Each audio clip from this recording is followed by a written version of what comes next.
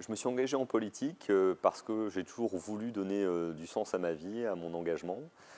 C'était pas naturel pour moi, puisqu'en fait mes parents sont pas du tout du milieu politique. Ma mère est pédiatre, mon père est ostéopathe. Je suis plutôt d'une famille de médecins ou liés aux professions médicales.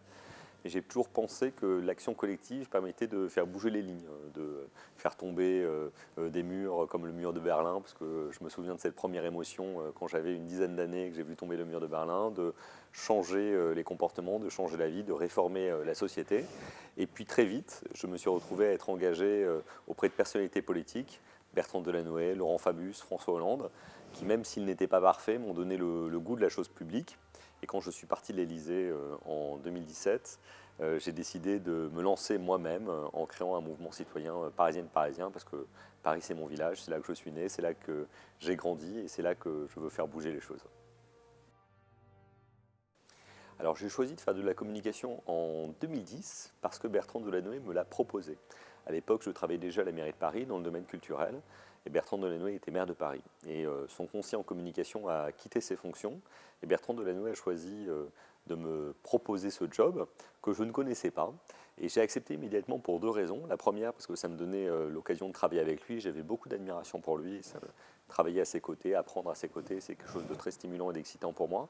Et la deuxième chose, c'est qu'on était à une époque, en 2010, dans laquelle les réseaux sociaux étaient en train de prendre leur ampleur. Ils venaient juste de naître.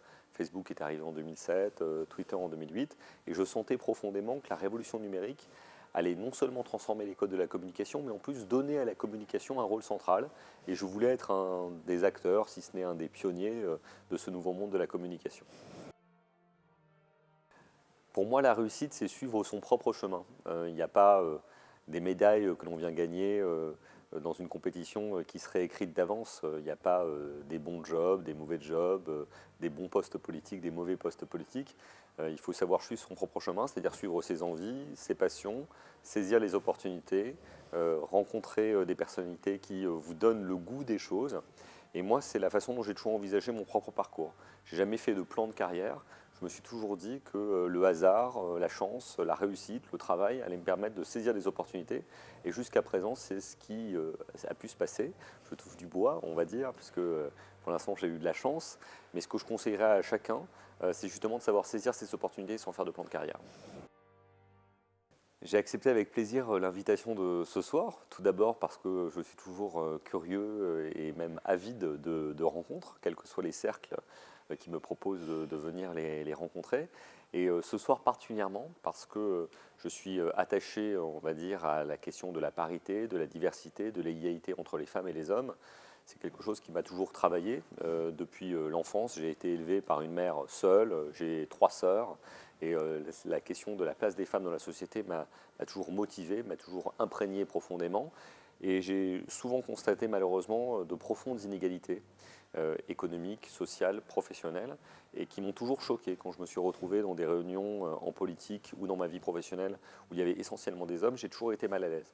Et donc je me suis toujours dit qu'en tant qu'homme, j'avais mon petit rôle à jouer pour essayer de rééquilibrer les rapports entre les femmes et les hommes. Et à chaque fois qu'on me donne l'occasion de venir m'exprimer dans un cercle dans lequel il y a majoritairement ou totalement ou essentiellement des femmes, je l'accepte avec plaisir. En tant que maire de Paris, la question de l'égalité entre les femmes et les hommes sera vraiment une des premières priorités. Tout d'abord, politiquement, j'ai pris un engagement, c'est que dans tous les postes de l'administration parisienne, il y ait plus de femmes que d'hommes. Certains pourraient être choqués par ce qu'on peut appeler une discrimination positive, mais je pense que c'est totalement nécessaire, puisque les hommes ont pris trop de place au cours des dernières années dans les cercles du pouvoir, et il est temps de rééquilibrer les choses. Donc ça, c'est la première chose. La deuxième chose, c'est que la ville de Paris est un acteur politique, et donc en tant qu'acteur politique, il a la capacité de porter une voix forte dans la société, à Paris bien évidemment, mais aussi en France et même dans le monde. Et je pense que le maire de Paris doit être toujours en tête des cortèges, en tête des débats sur ces questions. Et la troisième chose, c'est que la ville de Paris, c'est une grande collectivité humaine où il y a plus de 50 000 personnes qui y travaillent, autant de femmes, autant que d'hommes, dans une ville où il y a plus de femmes que d'hommes.